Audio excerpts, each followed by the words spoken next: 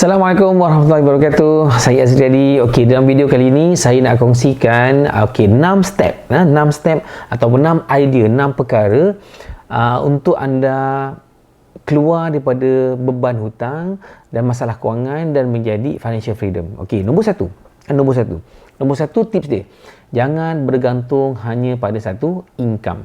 Kalau anda kerja menggaji, jangan hanya bergantung pada gaji saja. So anda kena fikirkan macam nak tambah income, sama ada buat part time job, sama ada anda buat bisnes online ataupun buat apa-apa bisnes kan, untuk tambah income. Jadi jangan hanya bergantung pada satu income saja. So, kalau untuk orang buat bisnes pula, katakanlah dia buat satu bisnes, income dia satu tahap ni.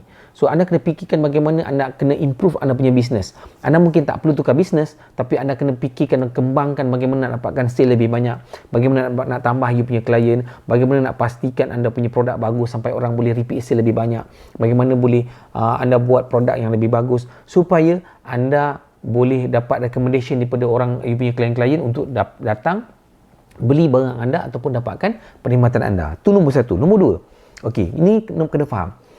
Bila main duit, inflation ni sebenarnya buat kita punya value duit berkurang. Kan? Inflation buat kita punya value duit tu berkurang. Jadi, macam mana nak buat? Macam mana kita nak lawan inflation tu? Kena invest. Invest. Jangan simpan duit dalam bank. Duit dalam bank dibagi 0.1%, paling tinggi pun 1%. Kalau FD pun paling tinggi pun 3%. Sekarang ni FD 1.8% je. Jadi kita boleh simpan dekat ESB, kat tabung haji. In fact, kalau katakanlah yang buat bisnes, kalau anda tak ada EPF, saya cadangkan anda ambil gaji, letak dalam EPF. Sebab EPF tahun lepas untuk syariah punya dana, EPF 5.65% saya rasa. So kalau 5.65%, so maksudnya lebih tinggi daripada ESB. ESB baru 4%. Dan kalau tapi cuma masalah cabaran dia adalah bila you pergi simpan dekat KWSP ni, susah nak keluarkan duit lah. Jadi untuk retirement okey. Tapi kalau katalah untuk gunakan dalam jangka masa pendek atau sederhana atau panjang, anda boleh simpan dekat ESB. Sebab ESB lebih mudah, lebih fleksibel. So at least you ada tempat untuk kembangkan duit you. Okey, lepas tu dah pandai simpan kat ESB, belajar pula buat property. Invest kat dekat pula property. Sebab property ni boleh generate cash flow. Property ni boleh dapatkan capital gain kan. Kalau you beli murah, you beli rendah, harga naik, you boleh jual. Ataupun you beli rumah, you boleh sewakan, dapat cash flow setiap bulan. So invest. Lepas tu kalau anda dah pandai lagi, mungkin boleh invest dekat stok, dekat unit trust, semua everything. So nombor tiga, you kena belanja kurang daripada you punya income kan. Jangan belanja lebih, jangan belanja sama, tak boleh kan. Kalau anda belanja sama, dapat duit 3,000, belanja 3,000, kosong balance. So bila kosong balance, bila masa you nak menyimpan, bila masa you nak ada lebihan kewangan, tak boleh. Jadi tips dia pertama sekali, kena buat bajet. Income masuk berapa, belanja berapa. Kalau income masuk 3,000, belanja kurang-kurang pun jangan lebih daripada 2,500. So 500 ni untuk kita simpan untuk buat protection semua everything. Jangan lupa kena ada plan takaful untuk cover you punya risiko ni. Sebabnya kalau katakanlah you dah simpan, tiba perlukan duit untuk masuk hospital, dah habis semua duit simpanan tu, kena bayar dekat hospital. So kena ada backup takaful. Selain daripada tu, ukur baju badan sendiri. Jangan sibuk tengok orang lain tukar kereta, kita nak tukar kereta. Orang lain nak hias rumah, kita nak hias rumah. Orang lain nak beli baju baru, kita pun nak beli baju baru. Sedangkan kita banyak lagi baju kat almari tak pakai lagi. Jadi dalam dunia sosial media ni, anda kena faham, jangan terikut-ikut trend. Anda kena fokus dengan anda punya direction atau purpose. Kalau tidak, anda akan hanyut, tiba-tiba duit habis. Mana pergi duit? Rupanya dah pergi ke tempat-tempat yang tak sepatutnya pun. So, nombor 4. Beli aset. Jangan beli liability. Okay? Bila you beli aset akan generate dua benda. Pertama, capital gain dan juga cash flow. Cash flow tu penting. Cash flow tu sebenarnya akan menambahkan anda punya income. So, bila anda income lebih, boleh generate another asset. Boleh create another asset. Asset akan generate cash flow. So, macam itulah ulang-ulang sampailah anda boleh kumpul aset yang boleh generate income atau cash flow yang boleh cover anda punya monthly commitment tanpa anda kerja. Barulah anda boleh capai bebas kewangan. Maksudnya anda tak bergantung pada anda punya income semata-mata, tapi aset ni lah sebenarnya yang boleh generate income secara pasif. You tak perlu kerja kuat-kuat, you tak perlu kerja pun dia boleh generate you punya income. Contoh, katakanlah macam saya banyak dekat property rumah sewa, saya banyak juga dekat unit trust dan juga dekat ASB. So daripada duit ASB dan tabung haji ni boleh generate income, boleh generate cash flow. Jadi duit daripada bisnes saya, duit daripada income saya, duit daripada aset saya. So ada 3-4 jenis income yang masuk, barulah kita boleh kembangkan kita punya aset lebih mudah.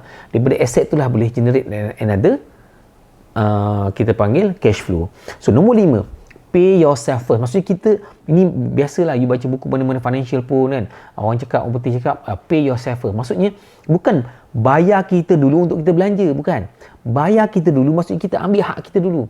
Sebelum kita sibuk-sibuk nak bagi orang lain buat benda lain yang kita panggil untuk komitmen ke apa, kita pastikan kita punya dulu. Okey.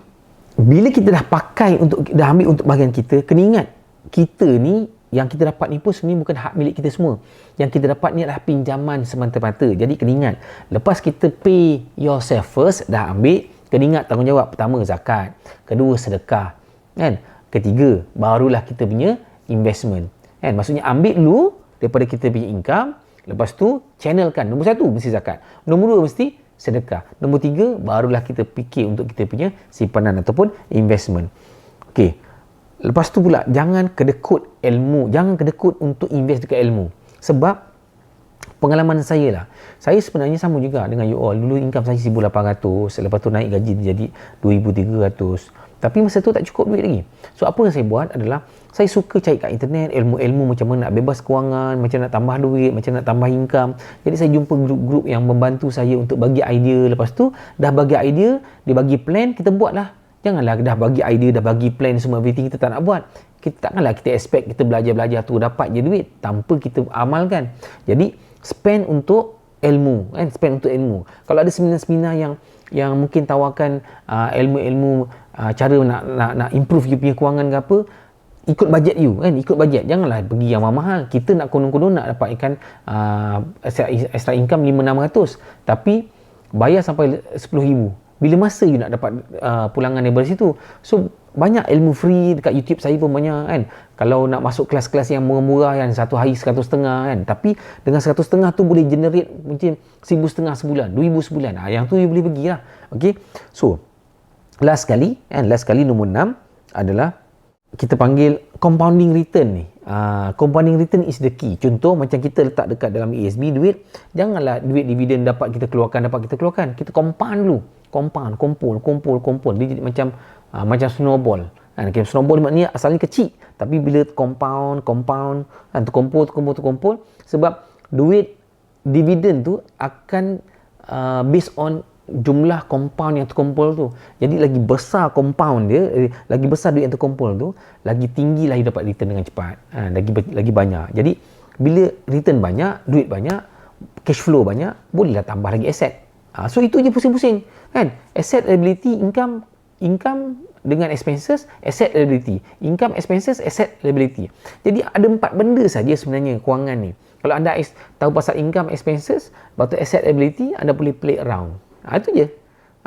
So itu saja kali ini, kan, untuk step untuk bebas hutang. Sebab ramai orang PM saya, matlamat kewangan bebas hutang.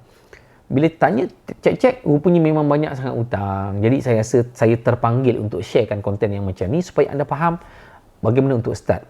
So kalau katalah anda nak tahu lebih lanjut bagaimana nak tambah income, nak uruskan duit, anda boleh klik link dekat bawah ni. Saya ada bagi dekat description. So klik, insya-Allah saya akan bantu. Dan so, jangan lupa subscribe dan komen kalau ada apa-apa soalan, dan juga tekan butang notification untuk dapatkan alert kalau sekiranya saya ada upload video yang baru. Itu saja daripada saya hari ini. Assalamualaikum warahmatullahi wabarakatuh.